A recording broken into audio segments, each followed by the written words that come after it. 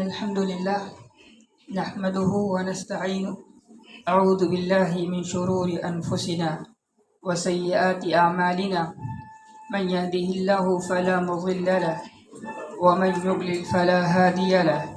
وأشهد أن لا إله إلا الله وحده لا شريك له وأشهد أن محمدا عبده ورسوله. يا أيها الذين آمنوا اتقوا الله حق تقاته ولا تموتن إلا وأنتم مسلمون. يا أيها الناس اتقوا ربكم الذي خلقكم من نفس واحدة وخلق منها زوجها وبث منهما رجالا كثيرا ونساء واتقوا الله الذي تساءلون به والأرحام إن الله كان عليكم رقيبا.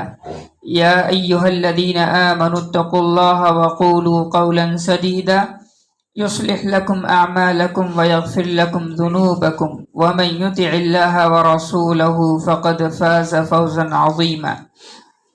أما بعد فإن خير الحديث كتاب الله وخير الهدي هدي محمد صلى الله عليه وسلم وشر الأمور محدثاتها وكل محدثة بدعة وكل بدعة ضلالة وكل ضلالة في النار.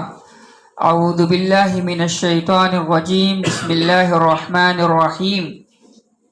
الرجال قوامون على النساء بما فضل الله بعضهم على بعض وبما أنفقوا من أموالهم.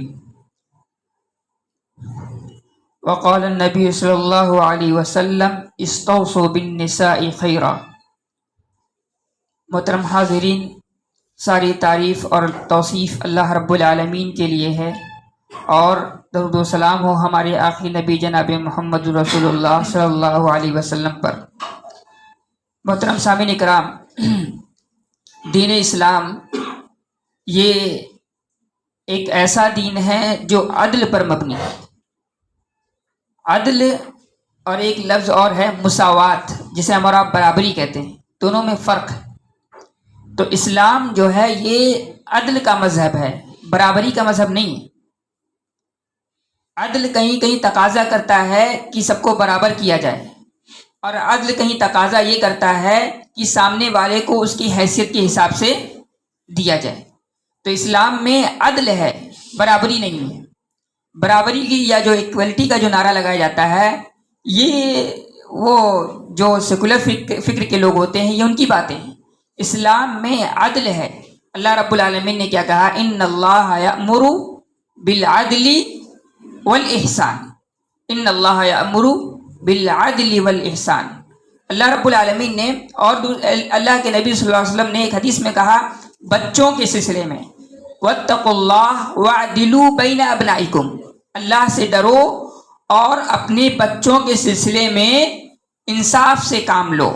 تو اسلام میں عدل ہے، اسلام میں مساوات نہیں ہے، برابری نہیں ہے. تو جیسے ہمارے ہاں یہ فیمنزم کی طرف سے نعرہ ہے کہ بھائی، یا دوسرے لوگوں کی طرف سے نعرہ ہے کہ ناری اور جو مرد ہے اور خواتین یہ دونوں برابر ہیں. اللہ رب العالمین نے دونوں کی ساخت الگ الگ بنائی ہے، ذہنی جسمانی کنڈیشن دونوں کی الگ الگ ہیں، دونوں کی اپنی اپنی ترجیحات الگ الگ ہیں، دونوں کی اپنی ایک سوچ ہوتی ہے، ایک مزاج ہوتا ہے. تو بہت زیادہ تفاوت ہے مرد اور عورت میں. اسی اعتبار کا، اسی چیز کا لحاظ کر کے اللہ رب العالمین نے خواتین پر جو حقوق عائد کیے، جو ذمہ داریاں عائد کی، اس کے علاوہ جو دوسری جو وہ ایسی ذمہ داریاں ہیں جو خواتین کے لائق اور موافق ہیں، جو فطرت کے موافق ہیں. اسی طریقے سے مردوں پر جو حقوق عائد کیے، یہ سارے وہ حقوق ہیں جس کا مرد متحمل ہوتا ہے.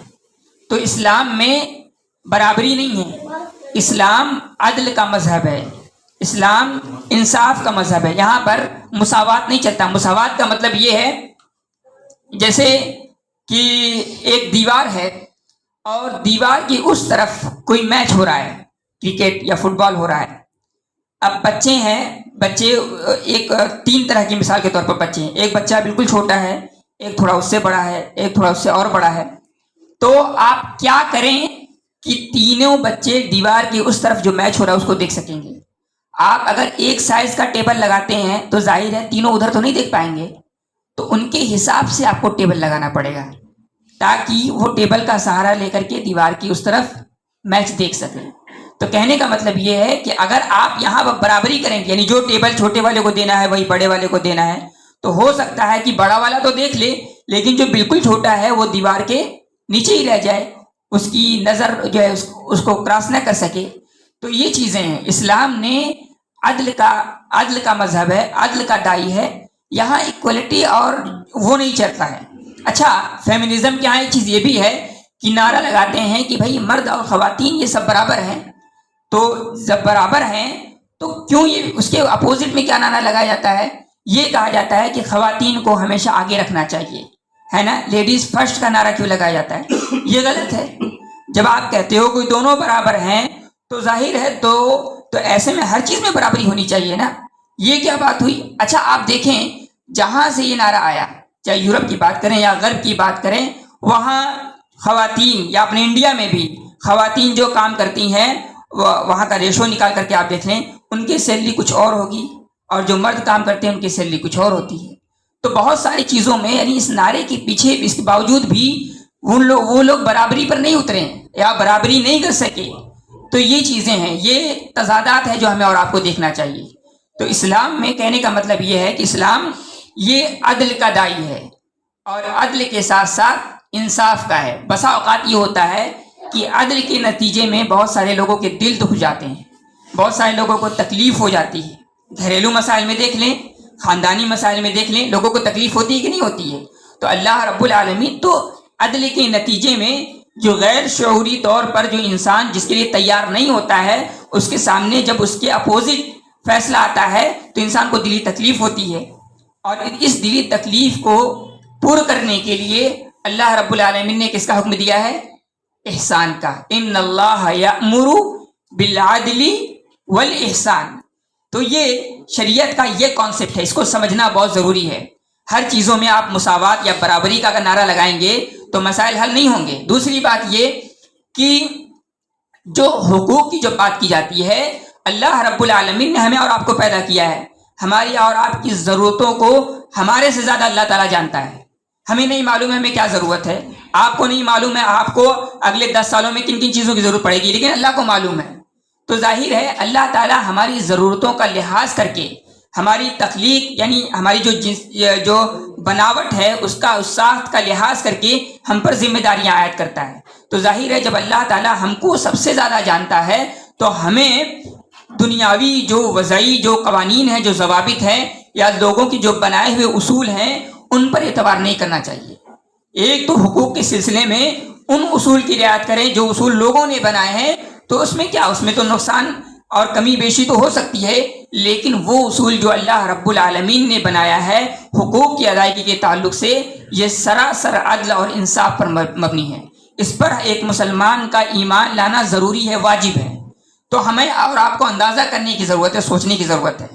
ایک تو عملاً ہمارا جو رویہ ہے سماج و معاشرے میں وہ کیسا ہے؟ وہ یہ ہے کہ ہم حقوق کی ادائیگی کے سلسلے میں ہمارے جو اپنے ذاتی جو رویے ہیں، اپنا ذاتی جو مزاج ہے، اپنے جو بنائے ہوئے جو اصول ہیں، وضعی قوانین ہیں، اس پر چلتے ہیں۔ اس کا نتیجہ کیا ہوتا ہے؟ گھروں میں خلفشار، انتشار، مشکلات، پریشانیاں، مسائل آتے رہتے ہیں اور پریشانیوں کا لامتناہی سلسلہ، یعنی وہ سلسلہ چلا جا رہا ہے اور ختم ہونے کا نام نہیں لے رہا ہے۔ تو اب ہمارے پاس آپشن کیا ہے؟ سارے تجربے ہو چکے ہیں، دنیاوی جو قوانین ہو سکتے ہیں، انسانوں کے بنائے ہوئے جو رولز ہو سکتے ہیں، جو پرنسپلز ہو سکتے ہیں، ہر ایک چیز کے سب کا تجربہ ہو چکا ہے۔ ہمارے پاس صرف ایک آپشن ہے، دین کی طرف لوٹیں۔ دین میں ہی ہماری اور آپ کی بھلائی ہے۔ ایک مسلمان کو اس بات کا پکا عہد کرنا چاہیے اور اس بات پر ایمان ہونا چاہیے کہ اسلام کے علاوہ کسی اور کے ہاں ہماری اور آپ کی بھلائی نہیں ہے۔ ہماری بھلائی دنیا میں بھی اور آخرت میں اگر کسی چیز سے وابستہ ہے تو اسلام سے وابستہ ہے، ورنہ دنیا کے یہ جتنے قوانین ہیں اور جتنے لوگ ہیں، کوئی بھی آپ کے ساتھ انصاف کرنے کے لیے تیار نہیں ہے۔ لوگ آپ کو اپنانے تک کے لیے تیار نہیں ہے۔ اللہ تعالیٰ نے اس کا تذکرہ قرآن کریم میں کیا ہے، وَلَن تَرْضَىٰ عَنْكَ الْيَهُودُ وَلَا النَّصَارَىٰ حَتَّىٰ تَتَّبِعَ مِلَّتَهُمْ، کہ بھائی یہ یہودی، یہ نصارہ، یہ آپ چاہیں ان کو خوش کرنا چاہیں تو کبھی خوش نہیں ہو سکتے ہیں۔ آپ ان کے مذہب کی بھی پیروی کریں گے تب بھی آپ کو یہ شک کی نگاہ سے دیکھیں گے۔ یہ حال ہے، یہ سچویشن ہے کہ نہیں؟ یہ وہ چیزیں ہیں جو ہم اور آپ آئے دن اپنے ہندوستان میں اور جو باہر رہتے ہیں اس کو فیس کرتے ہیں، لیکن اس کے باوجود بھی ہماری آنکھیں نہیں کھلتی ہیں۔ ہمیں اور آپ کو آپس میں مسلمانوں سے جتنی الفت و محبت ہونی چاہیے اس سے زیادہ دوسروں کی ہے. پھر پلس کوشش یہ کی جاتی ہے کہ اتنی کوشش کہ کیسے کر کے وہ ہمیں ایکسیپٹ کر لیں, کیسے کر کے وہ کیا کریں کہ وہ ہمیں ایکسیپٹ کر لیں. ہم جمہوریت کا نعرہ لگاتے ہیں, ڈیموکریسی کی بات کرتے ہیں, اس کے باوجود بھی ہم اور آپ جو ایکسیپٹیڈ نہیں ہیں. تو کہنے کا مطلب یہ ہے کہ آپ کی بھلائی دین میں ہے, آپ کی خیر خواہی دین میں ہے. جب تک مسلمان دین کو تھامے رکھے, مضبوطی سے قائم رہے, اللہ رب العالمین نے انہیں آگے بڑھایا ہے. تو یہ تمہید تھوڑی لمبی ہو گئی. میرا موضوع ہے یعنی بیوی کے حقوق سے متعلق بات چل رہی تھی. تو مناسب معلوم ہوا کہ جو حقوق جو واجب ہیں ان میں سے ایک حق یہ ہے کہ بیوی کے حقوق. بہت سارے لوگوں کو معلوم نہیں ہے کہ بیوی کے حقوق کیا کیا ہے, واجب حقوق جن کا تذکرہ اللہ رب العالمین نے قرآن کریم میں کیا ہے. تو حقوق کی جب بات آتی ہے نا, تو یہ ایسا حق ہے بیویوں کا اور شوہروں کا, یہ ایسا ایک حق ہے جس کو اللہ رب العالمین نے بڑی تفصیل سے قرآن کریم میں بتایا, بیان کیا ہے. اور کسی بھی حق کا اتنا تفصیل سے تذکرہ نہیں ہے جتنی تفصیل سے میاں بیوی کے حقوق کا تذکرہ ہے. کیوں؟ اس لیے کہ یہ رشتہ بڑا نازک ہوتا ہے. یہ رشتہ کانچ سے بھی زیادہ جو ہے نازک ہوتا ہے اور بال سے بھی زیادہ باریک ہوتا ہے. تو اس کی بھرپور رعایت کی ضرورت ہوتی ہے. اس لیے شریعت نے اس میٹر میں لوگوں کو آزاد نہیں چھوڑا ہے. اس کے لیے حقوق متعین کر دیے ہیں, ضابطے متعین کر دیے ہیں تاکہ انسان کی زندگی ایک منضبط رہے, مربوط رہے, مستحکم رہے. تو دیکھیں, سب سے پہلا جو حق ہے اللہ رب العالمین نے شوہروں پر بیویوں کے حوالے سے لازم کیا ہے, وہ حق مہر ہے. اللہ رب العالمین نے قرآن کریم میں کہا وَآتُوا النِّسَاءَ صَدُقَاتِهِنَّ نِحْلَةً وَآتُوا النِّسَاءَ صَدُقَاتِهِنَّ نِحْلَةً کہ آپ یعنی مرد حضرات اپنی بیویوں کو مہر جو ہے ان کو دے دیں. صدقاتہن نحلہ, صداق کہتے ہیں مہر کو. تو نحلہ ای عطیۃ واجبۃ یعنی ایک ایسا تحفہ ہے جو اللہ رب العالمین نے آپ پر واجب قرار دیا ہے. تو ہمارے ہاں یہ مہر کے بارے میں بڑی افراط و تفرید کا مسئلہ پایا جاتا ہے. بہت سارے علاقوں میں یہ بات کہنے کو سننے کو ملتی ہے کہ مہر جو ہے نا وہ والا فکس کرنا چاہیے جو اللہ کے رسول صلی اللہ علیہ وسلم کے زمانے میں جو آپ صلی اللہ علیہ وسلم نے اپنی بیویوں کو بیٹیوں کو دیا ہے. آپ صلی اللہ علیہ وسلم نے جو اپنے بیویوں کو بیٹیوں کو جو دیا ہے اس کا جو اوسط وہ لوگ بتاتے ہیں تقریباً 12 اوقیہ چاندی ہے. 12 اوقیہ کا مطلب آج کے زمانے میں اس کا اگر قیمت اندازہ لگائیں تو علماء کہتے ہیں کہ کم سے کم 2 لاکھ روپے ہوں گے. اور ایک اور حدیث میں ہے اللہ کے نبی صلی اللہ علیہ وسلم نے کہا کہ سب سے آسان مہر وہ ہے, سب سے اچھا مہر وہ ہے خیر الصداق ایسرہ, یعنی سب سے اچھا مہر وہ ہے جو تھوڑا ہو. اسی کو پیش نظر رکھتے ہوئے حضرت عمر بن خطاب رضی اللہ تعالیٰ عنہ نے اپنے زمانے میں مہر کو فکس کرنا چاہا, لیکن اسی وقت ایک خاتون اٹھی اور اس نے کہا کہ اے امیر المومنین آپ کیسے مہر کو فکس کرنا چاہتے ہیں, جبکہ اللہ رب العالمین نے قرآن کریم میں کہا وَآتَيْتُمْ إِحْدَاهُنَّ قِنْطَارًا کہ تم نے اپنی بیویوں کو بہت بڑا خزانہ دے رکھا ہے مہر میں. تو مہر کا کوئی متعین وہ نہیں ہے کہ آپ جیسے مہر فاطمی ہمارے یہاں چلتا ہے یا کم سے کم مہر 500 200 1000 2000 اس طریقے کے جو لوگ لگاتے ہیں. تو یہ کوئی طریقہ نہیں. مہر میں عورتوں کو حق حاصل ہے, وہ ڈیمانڈ بھی کر سکتی ہیں, وہ اپنے ہونے والے شوہر سے ڈیمانڈ بھی کر سکتی ہیں کہ ہمیں اتنا مہر چاہیے. اور پھر مہر میں یہ ان کا اپنا ذاتی حق ہے, کوئی بھی اس کو معاف نہیں کرا سکتا. اس میں نہ بچے کا حق ہے, نہ اس کے شوہر کا حق ہے, نہ اس میں اس کا ولی کا حق ہے, اس میں کسی کا حق نہیں ہے. وہ عورت جو ہے بالکل آزاد ہے اور وہ اس کا اپنا پیسہ ہے, اور شوہر پر یہ واجب ہے شادی کے بعد سب سے پہلا جو حق بنتا ہے وہ کیا ہے, مہر کی ادائیگی ہے. اور مہر یہ انسان کے جیب پر ڈیپینڈ کرتا ہے, سامنے والے کی حیثیت پر ڈیپینڈ کرتا ہے. اس کی حیثیت کا اندازہ لگا کر کے کم یا زیادہ مہر دیا جا سکتا ہے, اس لیے کہ شریعت میں مہر کی کوئی حد فکس نہیں ہے. آدمی اچھا کماتا ہے, لاکھوں میں کماتا ہے تو ظاہر ہے لاکھوں میں مہر دے گا. آدمی اگر ہزاروں میں کماتا ہے تو ہزاروں میں مہر دے گا. تو آدمی کی حیثیت کے اعتبار سے مہر فکس کیا جائے گا. ایک میں حدیث آپ کے سامنے پڑھتا ہوں. ایک صحابی اللہ کے رسول صلی اللہ علیہ وسلم کے پاس آئے, یہ حدیث بہت مشہور ہے, اور ان کے پاس کچھ نہیں تھا. ان کے پاس جو ہے اللہ کے رسول نے کہا التمس, جاؤ کچھ ڈھونڈ کر کے لے کے آؤ تو میں تمہارا نکاح کر دوں. تو وہ ڈھونڈ کر کے گئے, ان کو کچھ نہیں ملا. تو پھر کہا التمس ولو خاتما من حدید, جاؤ ڈھونڈ کر کے لاؤ ایک لوہے کی انگوٹھی مل جاتی تو اس کے عوض میں تمہارا نکاح پڑھا دیتا ہوں. وہ بھی نہیں تھا. انہوں نے کہا اللہ کے رسول میں نے یہ جو لنگی پہنا ہوا ہے یہی میرا ہے, میرے پاس اس کے علاوہ کچھ نہیں ہے. اللہ کے نبی صلی اللہ علیہ وسلم نے کہا تم وہ دو گے تو تمہارے پاس کیا بچے گا. تو بہرحال اللہ کے رسول صلی اللہ علیہ وسلم نے کہا حل معک من القرآن, کیا تمہیں قرآن کی کچھ چیزیں یاد ہے؟ تو انہوں نے کہا کہ ہاں مجھے فلاں فلاں سورہ یاد ہے. تو اللہ کے رسول صلی اللہ علیہ وسلم نے کہا ملکتھا, یعنی یہ کہا کہ میں نے انہی صورتوں کے بدلے میں نے اس عورت کو تمہارے نکاح میں دے دیا ہے.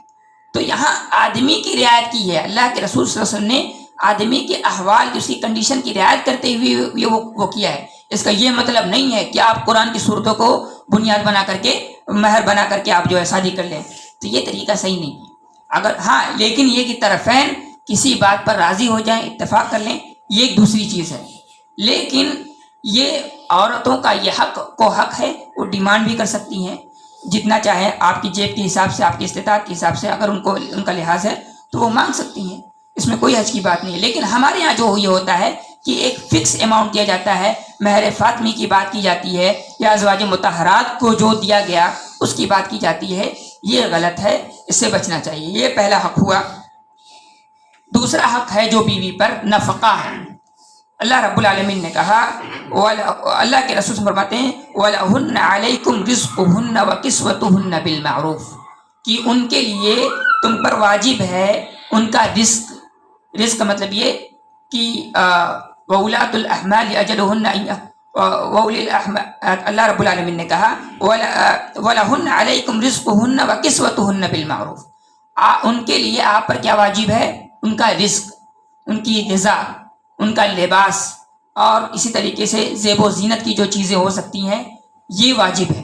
اسی طریقے سے سکنا وَأَسْكِنُوهُنَّ مِنْ حَيْثُ سَكَنْتُمْ, اللہ رب العالمین نے قرآن کریم میں کہا کہ آپ اپنی بیویوں کو وہاں ٹھہراؤ, وہاں رکھو جہاں تم رہتے ہو. کس اعتبار سے رکھا جائے؟ مِنْ وُجْدِكُمْ, اپنی استطاعت کے اعتبار سے. تمہاری استطاعت ہے تو اپنی اچھے سے اچھا گھر لے سکتے ہیں, تمہاری استطاعت کم ہے تو بھائی آدمی اپنی جیب کے حساب سے گھر لے گا. تو بیوی کا یہ حق ہے کہ آپ پر کیا حق ہے کہ آپ اسے غذا فراہم کریں گے, کھانا کھلائیں گے, بیمار ہوگی تو اس کا علاج کرائیں گے, اسی طریقے سے کپڑا وغیرہ دلائیں گے, کپڑا وغیرہ, اور زیب و زینت کی جو چیزیں ہوتی ہیں وہ ایک مستقل گھر کا بھی مطالبہ کر سکتی ہے, وہ ایک مستقل گھر کا بھی مطالبہ کر سکتی ہے. عموماً کیا ہوتا ہے جوائنٹ فیملی میں کہ جب لڑکیاں شادی ہو کر کے جب اپنے سسرال میں آتی ہیں تو ان کا استحصال ہوتا ہے, ان کی چیزوں کو دوسرے لوگ استعمال کرتے ہیں, اور ان کے جو کمرہ ہوتا ہے, خاص کمرہ ہوتا ہے, اس میں دوسرے افراد کا آنا جانا ہوتا ہے. یہ طریقہ صحیح نہیں ہے. حتیٰ کہ شیخ عثیمین رحمۃ اللہ علیہ سے ایک سوال کیا گیا کہ بعض ہوتی ہیں نا مائیں ہوتی ہیں بچوں کی, جب بیٹوں کی جو مائیں ہوتی ہیں وہ عموماً کی ہوتا ہے, سب تو ایسی نہیں ہوتی, لیکن کچھ لوگوں کی عادت ہوتی ہے کہ بیویوں کی یعنی اپنے بہو کے کمرے میں تاک جھانک کرتی ہیں. تو جب یہ شیخ عثیمین سے یہ سوال کیا گیا تو شیخ عثیمین نے سختی سے منع کیا, کیونکہ وہ ان کا پرائیویٹ پرسنل کمرہ ہے اور اس میں جیسے چاہے وہ ویسے رہ سکتی ہیں. تو ایسے میں جو ہے یہ جائز نہیں ہے بچوں کی ماؤں پر یا جو ساس پر, کہ وہ جائز نہیں ان کے لیے کہ اب وہ بیویوں کے کمرے میں تاک جھانک کریں یا سیکیورٹی بن کر کے وہ چیک کرنے کی کوشش کریں کہ کیا ہے کیا نہیں ہے, کیا پہن رہی ہے, کیا کر رہی ہے, کون سی چیزیں کیا رکھی ہیں, کیا لایا کیا نہیں لایا. تو یہ سب ساری چیزیں یہ ممنوع ہے شریعت میں, اس کو منع کیا گیا ہے. تو اسی طریقے سے نفقہ میں ایک چیز یہ بھی ایڈ کر کے, نفقہ میں یہ مطلب نہیں ہوتا ہے کہ آپ بیویوں کا شوق پورا کریں.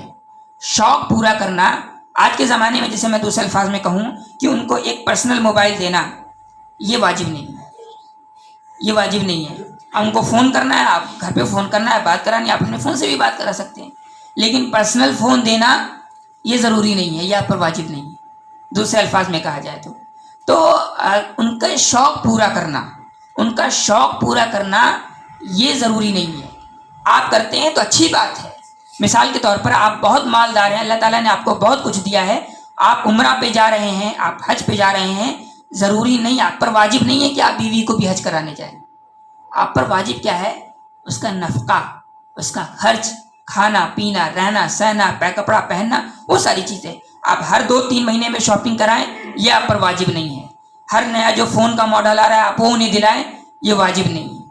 تو جو ضروریات ہوتی ہیں آپ وہ میسر کریں. ہمارے یہاں ہوتا کیا ہے کہ بیویوں کے شوق اتنے پالے رکھے ہوتے ہیں کہ جو دوسرے واجب حقوق ہیں، والدین کے جو واجب حقوق ہیں، بہنوں کے جو واجب حقوق ہیں، یا جو خونی جو رشتہ دار ہوتے ہیں ان کے جو واجب حقوق ہیں، ان سے ہم اور آپ ادا نہیں کر پاتے ہیں.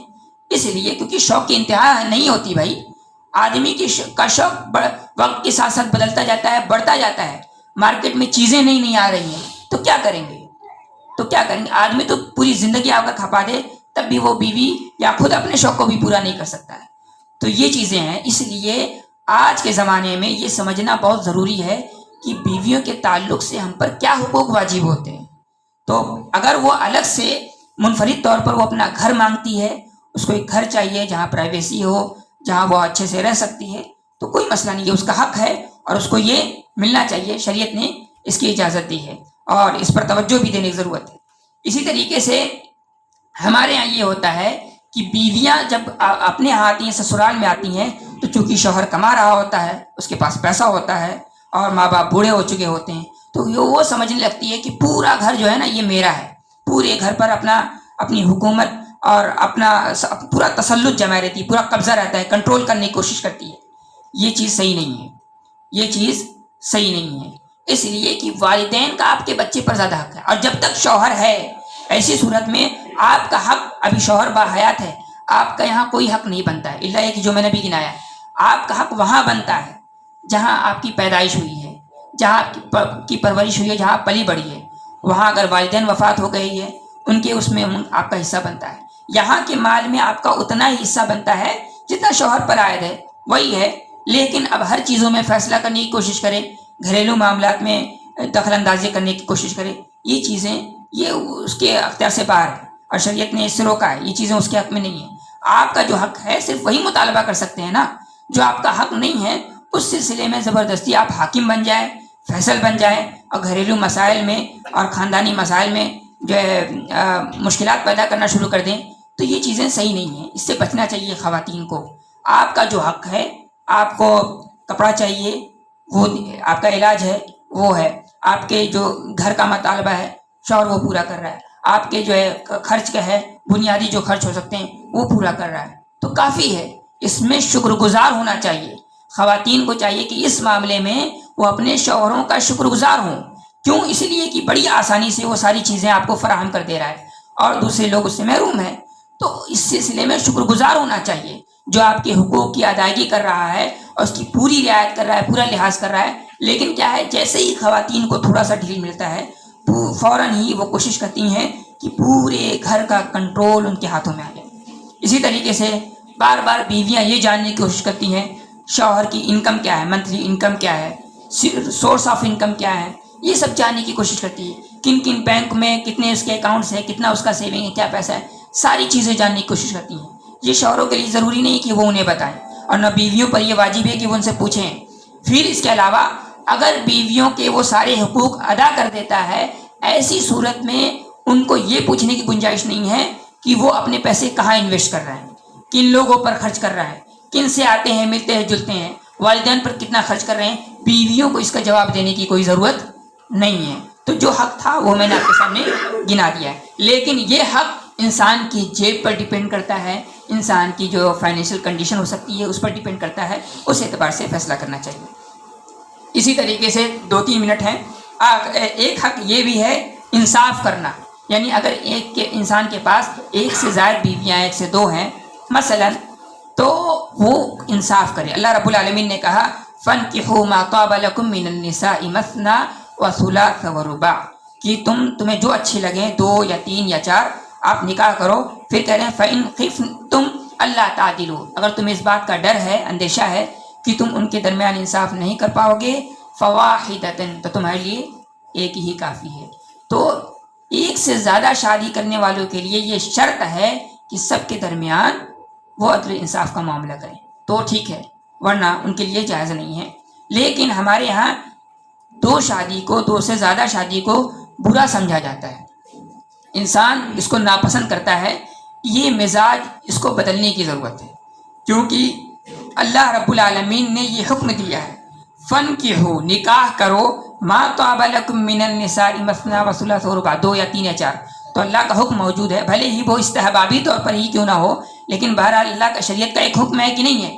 لیکن اب شریعت کا ایک حکم ہونے کے باوجود خواتین ہمارے خاص طور سے دوسری خواتین اگر یہ اس کو ناپسند کرتی ہیں اور مکروہ سمجھتی ہیں تو یہ بہت ہی خطرناک بات ہے. انسان شریعت کے کسی بھی امر کو ناپسند کرے اور اس کا استہزاء کرے، مذاق اڑائے، جیسے دوسرے لوگ مذاق اڑاتے ہیں نا کہ 2 شادی کر لیا، ارے 2 شادی کر لیے. تو جو مذاق اڑائے یا اس کو دل سے ناپسند کرے یہ نواقض اسلام میں سے ہے. جن لوگوں نے لا الہ الا اللہ کے شروط پڑھے ہوں گے ان میں سے ایک نواقض اسلام کی شروط میں سے ایک شرط یہ بھی ہے کہ اگر آپ شریعت کے کسی امور کو ناپسند کرتے ہیں یا پھر اس کا آپ مذاق بناتے ہیں تو انسان ایسے میں کافر ہو جاتا ہے. تو آپ خواتین کو اور مرد حضرات کو میری ایک تنبیہ ہے، خصوصی تنبیہ، کہ وہ خاص خیال رکھیں کہ جو 2 سے زیادہ، ہاں ہوتا ہے کہ بعض حالات ایسے ہوتے ہیں کہ مطلب گنجائش نہیں ہوتی کہ ایسے حالات میں انسان ایک سے زیادہ شادی کرے، ماحول متحمل نہیں ہوتا، یہ ایک دوسری چیز ہے. کنڈیشن بدلے گا تو ہم کر لیں گے، کنڈیشن نہیں بدلا تو کوئی مسئلہ نہیں. لیکن اس کو ناپسند کرنا، اس کا مذاق بنانا یہ حرام ہے، یہ جائز نہیں ہے، اس سے بچنا چاہیے. تو یہ حق ہے. 1 منٹ میرے پاس ہے، وقت ختم ہو گیا معذرت کے ساتھ. آخری چیز ہے حسن سلوک کرنا، بیویوں کے ساتھ حسن سلوک کرنا. حسن سلوک کہہ رہے ہیں کہ وعاشروہن بالمعروف، اللہ تعالیٰ نے کہا کہ آپ بیویوں کے ساتھ رہیں معروف طریقے سے، یعنی جو دستور ہوتا ہے، جو نظام ہوتا ہے سماج و سوسائٹی میں جیسے لوگ رہتے ہیں اس اعتبار سے آپ بیویوں کے ساتھ حسن سلوک کریں. حسن سلوک کے سلسلے میں بہت ساری باتیں کہی گئی ہیں، میں صرف ایک بات کہہ کر کے اپنی بات ختم کروں گا. حسن سلوک کے بارے میں ایک بات آپ لحاظ کریں کہ ان کے حقوق کی مکمل رعایت کریں، ان کے حقوق کی مکمل رعایت کریں اور اس بات کی کوشش کریں کہ کسی بھی طرح سے ان کو نقصان یا تکلیف نہ اٹھانا پڑے. یہی حسن سلوک ہے. یہ ایک جملے میں تھا اور یہاں سے یہ 3 حقوق تھے، 4 حقوق. پہلا حق ہے مہر، دوسرا حق ہے نفقہ اور تیسرا حق ہے عدل، اگر 2 سے زیادہ بیویاں ہیں تو 1 سے زیادہ ہیں تو، اور چوتھا حق ہے حسن سلوک. یہ 4 حقوق ہیں جو شوہروں پر خواتین کے لیے یعنی بیویوں کے لیے واجب ہیں. اللہ تعالیٰ نے توفیق دی، پھر کبھی اس پر گفتگو ہوگی. وآخر دعوانا الحمدللہ رب العالمین.